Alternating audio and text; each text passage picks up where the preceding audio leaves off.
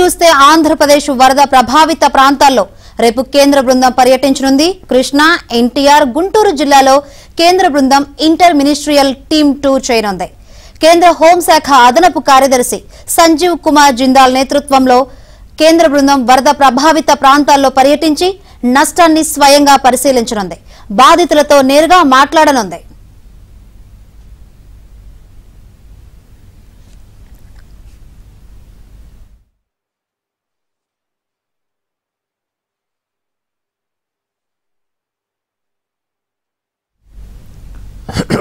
Right, వరద ప్రభావిత ప్రాంతాల్లో రేపు కేంద్ర బృందం పర్యటించనుంది. ఈ పర్యటనకు సంబంధించి మరిన్ని వివరాలు అందించేందుకు మా ఏపీ బ్యూరో చీఫ్ రామారావు సిద్ధంగా ఉన్నారు.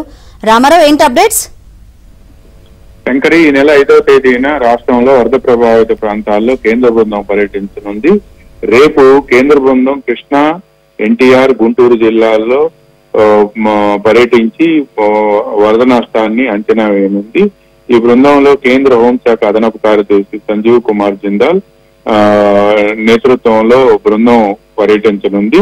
ఈ వరద ప్రభావిత ప్రాంతాల్లో బాధితులను నేరుగా కలుసుకొని వరద నష్టాన్ని తెలుసుకోవడంతో పాటు దెబ్బతిన్న పంటలు, రహదారులు, భవనాలు వీటన్నిటికి సంబంధించిన నష్టాన్ని కూడా అంచనా వేయనుంది. చాలా ప్రాంతాల్లో రైతులు బాధితులతో తాము నేరుగా మాట్లాడతాము అని చెప్పి కేంద్ర బృందం ఇప్పటికే రాష్ట్ర ప్రభుత్వానికి సమాచారం ఇచ్చింది.